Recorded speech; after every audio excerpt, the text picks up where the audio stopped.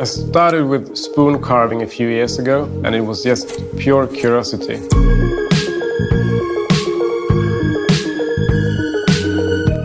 This is the most important room for me in this house. This is a room where I spend way too much time. This is a room for creation and recreation. To fit in my collection, it has to be useful. And everything you see in here is tools that I use.